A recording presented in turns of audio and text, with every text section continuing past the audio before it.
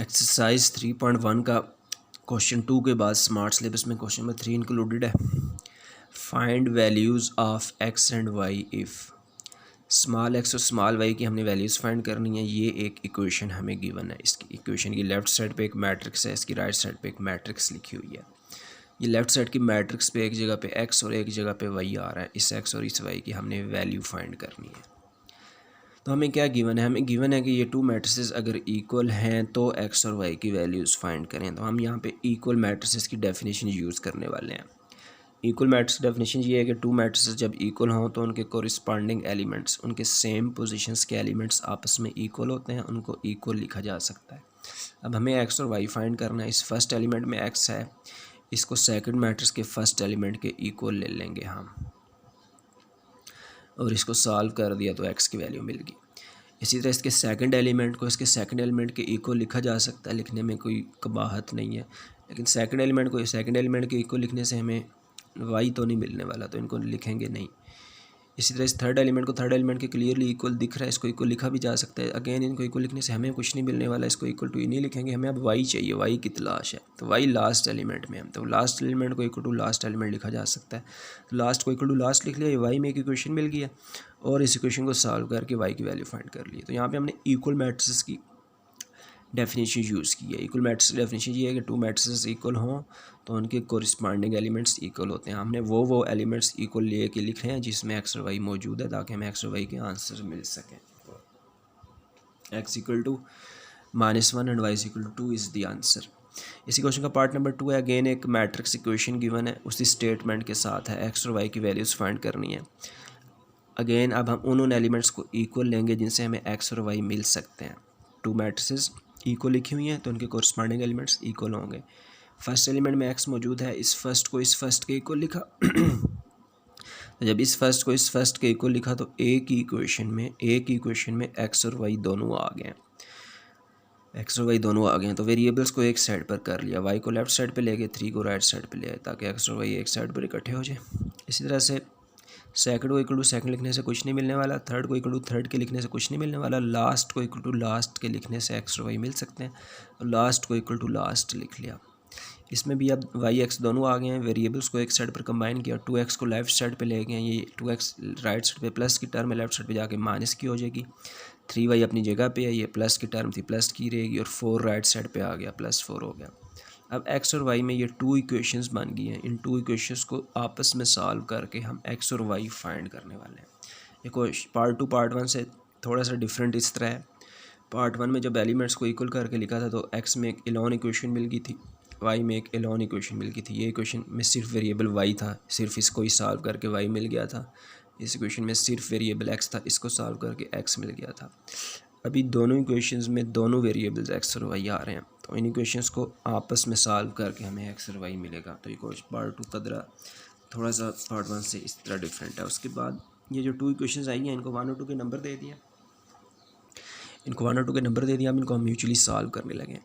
तो ये किया है कि फर्स्ट इक्वेशन में से x की वैल्यू निकाल के सेकंड में पुट कर दिया। फ्रॉम इक्वेशन 1 फर्स्ट इक्वेशन में से x की वैल्यू निकालें, y को राइट साइड पर लाना पड़ेगा, y माइनस का राइट साइड पे आके प्लस का हो जाएगा, राइट साइड पे लाए और इसको 3 से पहले लिखा, y -3 बन जाएगी, x की वैल्यू बन जाएगी y -3 इक्वेशन 1 में से। ये जो x की वैल्यू बनी है y -3, इसको इक्वेशन 2 में पुट कर देंगे।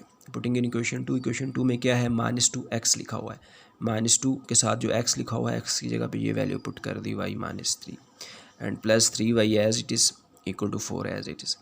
ब्रैकेट ओपन कर दिया, ब्रैकेट ओपन किए तो -2y ज़ा -2y हो गया, और -2 -3 ज़ा +6 हो जाएगा, and +3y equal to 4। y वाली टर्म्स ऐड हो जाए, -2y + 3y बेसिकली सब्ट्रैक्ट हो जाए, -2y + 3y will be equal to y +6 as it is equal to 4, और y की वैल्यू यहाँ से -2 आ जाती है।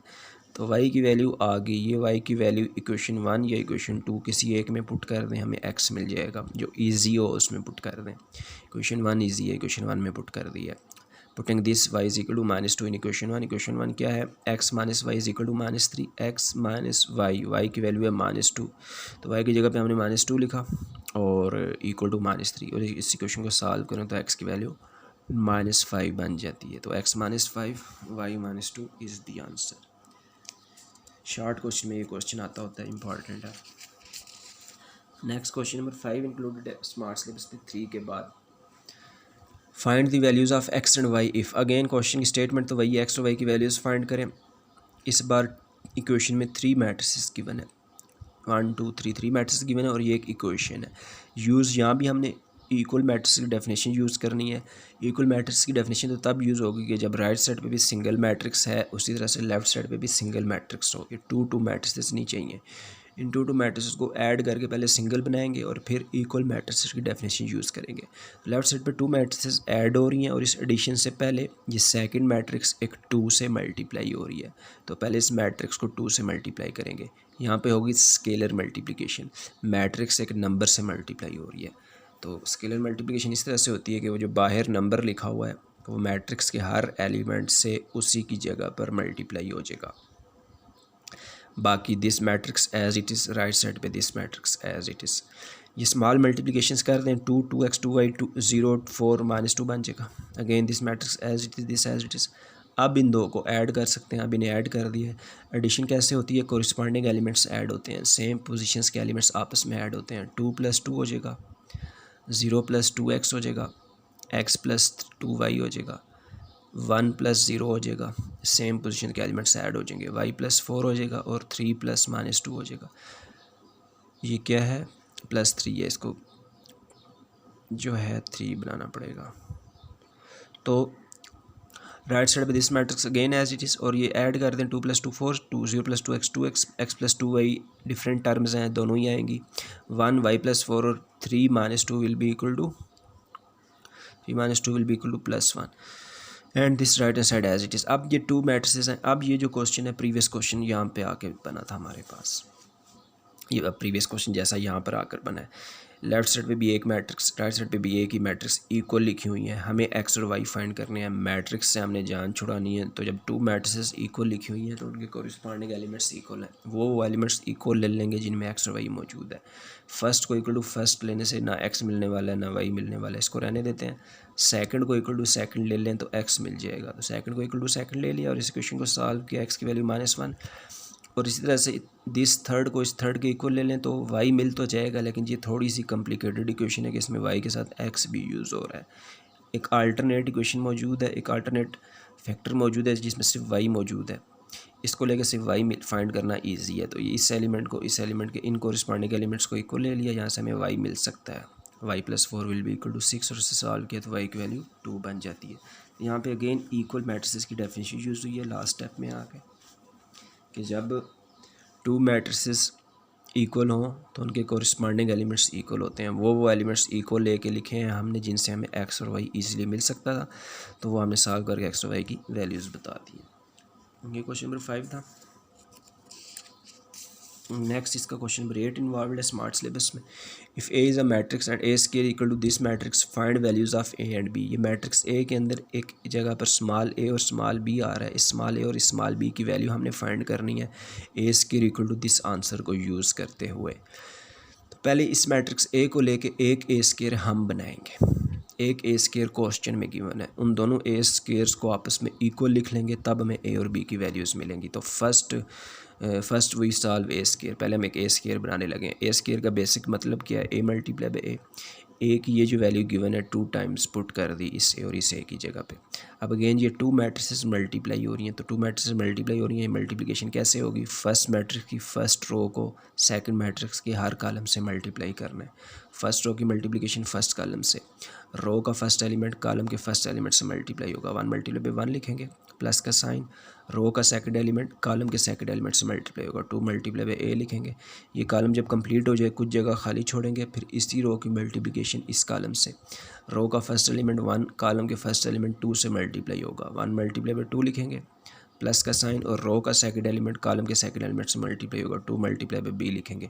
इसके कॉलम कंप्लीट हो गए तो मैट्रिक्स क्लोज करेंगे। फिर फर्स्ट मैट्रिक्स की सेकंड रो लेनी है, उसकी मल्टीप्लिकेशन इसी तरह से सेकंड के दोनों कॉलम से की जाए तो ये सेकंड लाइन आ जाती है। ये सेकंड ब्रैकेट्स ऊपर नीचे सेम होनी चाहिए और ये फर्स्ट ब्रैकेट्स आमने सामने सेम होनी चाहिए। अगर ऐसा है तो हमारा स्टेप ठीक है। तो इसको सॉल्व कर देंगे, 1 + 2a बन जाएगा, a + ab बन जाएगा, 2 + 2b बन जाएगा, और 2a+b² बन जाएगा। ये एक a² हमने बना लिया, इसको हमने क्वेश्चन 1 का नंबर दिया, और एक a² क्वेश्चन में गिवन है 0 0 0 0, बट गिवन दैट एक a² क्वेश्चन में गिवन है। तो अब अगर वो भी a² का आंसर है, ये भी a² का ही आंसर है, एक ही के दो आंसर्स हैं, तो ये आंसर्स ही आपस में इक्वल है एक्चुअली, तो हम इनको इक्वल लिख सकते हैं। From equation 1 and 2 this answer will be equal to this answer, के दोनों एक ही a² के आंसर्स हैं। एक a² हमने बनाया था गिवन मैट्रिक्स ए को यूज़ करके, एक a² क्वेश्चन में गिवन है, तो ये दोनों ही अगर a² हैं तो ये आंसर्स ही आपस में इक्वल है, तो उनको हमने इक्वल करके लिखा। तो ये तो एक मैट्रिक्स इक्वेशन बन गई है, 2 मैट्रिसेस इक्वल लिखी हुई हैं। अगेन इक्वल मैट्रिक्स का डेफिनेशन यूज़ करके हम कह सकते हैं कि कोरिस्पॉन्डिंग एलिमेंट्स इक्वल होंगे। वो एलिमेंट्स इक्वल लिख लिए हैं जिनसे ए और बी हमें इजीली मिल सकता है। फर्स्ट में ए मौजूद है, ए मिल सकता है, फर्स्ट को फर्स्ट के इक्वल लिख लिया। इस इक्वेशन को सॉल्व किया तो ए की वैल्यू मिल गई है -1/2। सेकंड को इक्वल टू सेकंड लिखा जा सकता है, यहाँ से हमें बी मिल सकता है इजीली, इसमें सिर्फ बी है। सेकंड को इक्वल टू सेकंड लिख लिया, ये बी में एक इक्वेशन बन गई है, ऐसे सॉल्व किया तो हमें बी की वैल्यू मिल गई है -1। तो a -1/2, b -1 is the answer.